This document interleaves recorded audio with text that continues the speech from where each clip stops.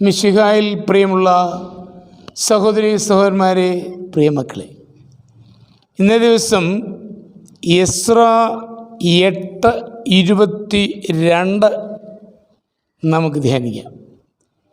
യാത്രയിൽ ഞങ്ങളെ ശത്രുക്കളിൽ നിന്ന് രക്ഷിക്കുന്നതിന് ഒരു സംഘം പടയാളികളെയും കുതിരപ്പടയെയും രാജാവിനോട് ആവശ്യപ്പെടാൻ എനിക്ക് ലജ്ജയായിരുന്നു. കാരണം ദൈവത്തെ അന്വേഷിക്കുന്നവരുടെ മേൽ അവിടുത്തെ കാരുണ്യം ഉണ്ടായിരിക്കുമെന്നും ദൈവത്തെ ഉപേക്ഷിക്കുന്നവരുടെ മേൽ അവിടുത്തെ ക്രോധം ശക്തമായി നിവദിക്കുമെന്നും ഞങ്ങൾ രാജാവിനോട് പറഞ്ഞിട്ടുണ്ടായിരുന്നു.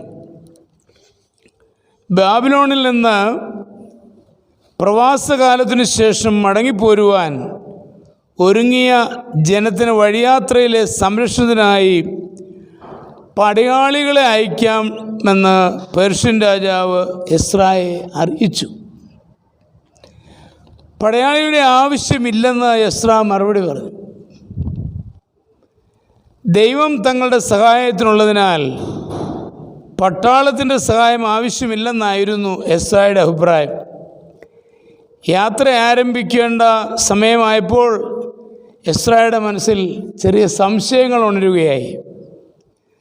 പടയാളികളുടെ സഹായം കൂടാതെ പോകുവാൻ ഭയം തോന്നി. എന്നാൽ രാജാവിനോട് സഹായം ചോദിപ്പാൻ ലജ്ജയായിരുന്നു. ദൈവനാമത്തിൽ ചെയ്ത ധീരമായ തീരുമാനം മനസ്സിൽ തങ്ങി നിൽക്കുന്നുണ്ടായിരുന്നു. അതോടൊപ്പം സംശയവും ഭയവും അലട്ടുകയും ചെയ്തു. സംശയത്തെ വകവയ്ക്കാതെ യാത്ര ആരംഭിച്ചു.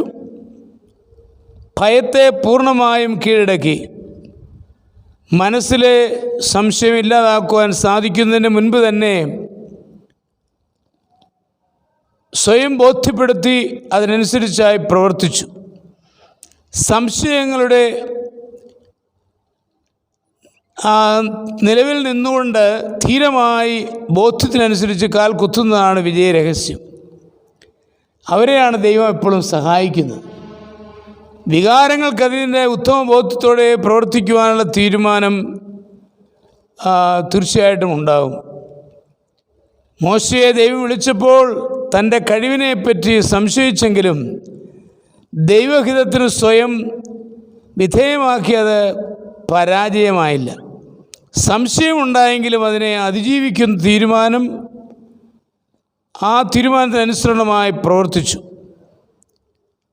സോളമൻ രാജസ്ഥാനമേറ്റപ്പോൾ സ്വന്തം കഴിവില്ലായ്മയെപ്പറ്റി ഭാരപ്പെട്ടെങ്കിലും ദൈവിക വെളിപ്പെടൽ ആശ്രയിച്ചുകൊണ്ട് ഭരണം നടത്തി.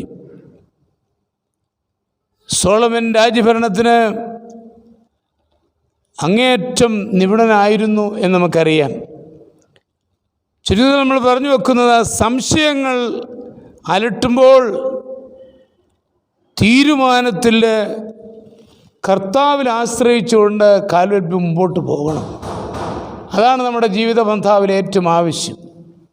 നമ്മുടെ കർത്താവിശ്വം മിശിഹായുടെ കൃപയും പിതാവായ ദൈവത്തിൻ്റെ സ്നേഹവും പരിശുദ്ധാത്മാവിൻ്റെ സഹവാസവും നിങ്ങളെല്ലാവരോടും കൂടി ധാരാളമായിട്ടുണ്ടായിരിക്കട്ടെ, ഇപ്പോഴും എപ്പോഴും എന്നേക്കും.